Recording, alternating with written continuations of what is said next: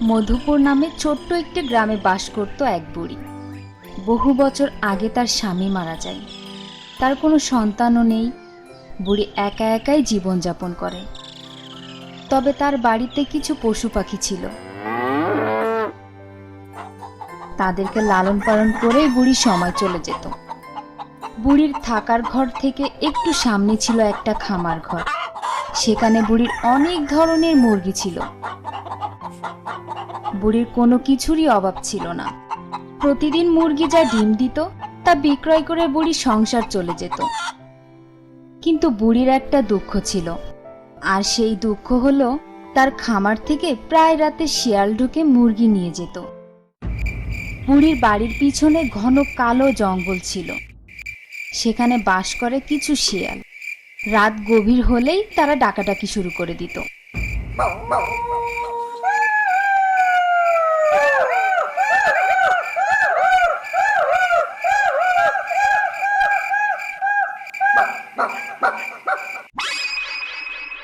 ধরবো মুরগি কপা কপ, খাবো মুরগি কপা কপ, পালাবো আমি গপা গপ।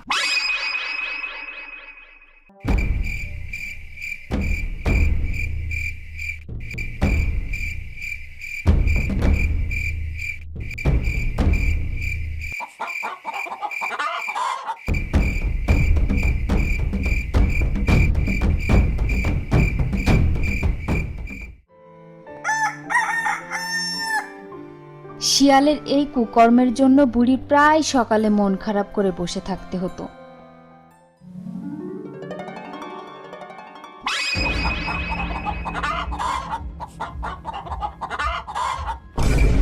এক রাতে বুড়ির মুরগিগুলার আওয়াজে ঘুম ভেঙে গেল। এই ধর ধর, আবার আমার মুরগি নিয়ে পালিয়ে গেল। ধূর্ত শেয়ালকে ধরতেই পারছি নে।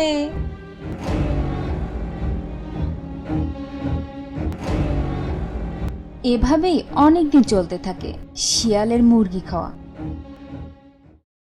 অসহায় বুড়ি খামার ঘরের সকল ছিদ্র ভালো করে ঢেকে দেয়, যেন শিয়াল আর ঢুকতেই না পারে। এরপর রাত আসলো, কিন্তু না, কোনো কাজই হয় না। শিয়াল এভাবেই প্রতিদিনই মুরগি খেয়েই যাচ্ছে। একদিন বুড়ির মাথায় একটা বুদ্ধি এলো। এভাবে তো আর হয় না, আমাকে কিছু একটা বুদ্ধি বের করতেই হবে। এবার একটা শিয়াল ধরার ফাঁদ বানাবো। বেটা শিয়ালকে একটা শায়েস্তা করেই ছাড়বো। বুড়ি তার বুদ্ধি অনুযায়ী কাজ করতে লাগলো। সে বাঁশ দিয়ে একটি খাঁচা বানাতে লাগলো।